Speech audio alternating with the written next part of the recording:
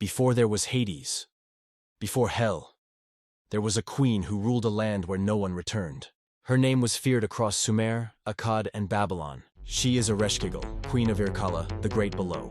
Sister to the goddess Inanna, keeper of the dead. Her crown is silence, her throne a cold shadow.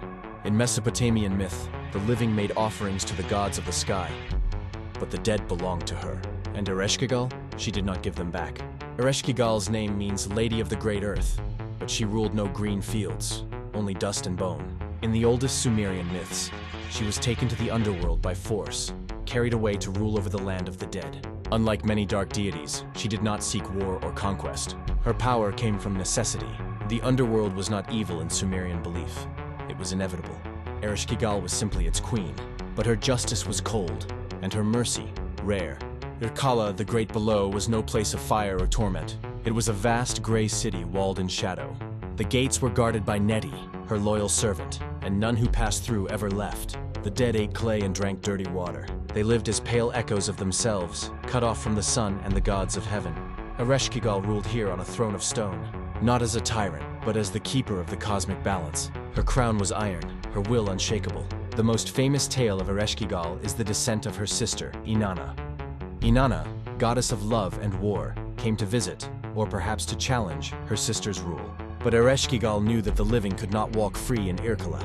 She ordered Inanna stripped of her crown, her jewels, her power, at each of the 7 gates. By the time Inanna reached the throne room, she was naked, bowed, and powerless. Ereshkigal judged her and struck her down. Even a goddess of the heavens was not above the queen of the dead. In another tale, Ereshkigal suffers a great pain, writhing and crying out in her dark palace. The gods above send Nergal, god of war and plague, to comfort her. In some versions, they fall in love.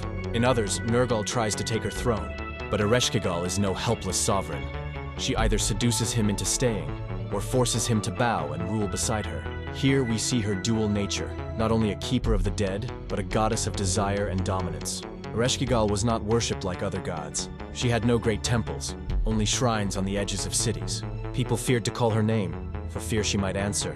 Offerings to her were solemn: food for the dead, water for thirsty spirits, and prayers for safe passage into her realm. In magic and incantations, her name was invoked to summon the spirits of the dead, but always with care. To bargain with the queen was dangerous, for she always claimed her due. Ereshkigal fades from history as newer gods take her place, but the shadow of her throne remains. She is the prototype of the Dark Queen, the ruler of the afterlife who bows to no king. In every whisper of hell, Persephone, or Hades' queen, there is an echo of Ereshkigal. She is not evil, she is inevitable. And one day, when you cross the final river, she will be there, waiting. This has been Ancient Deities Dossier. Like, share, and subscribe for more journeys into the shadows of myth. Follow us on Facebook, TikTok, and Instagram. And if you're able, consider supporting us on Patreon. The link is in the description. And as always, seekers of the arcane, stay curious, stay mythical.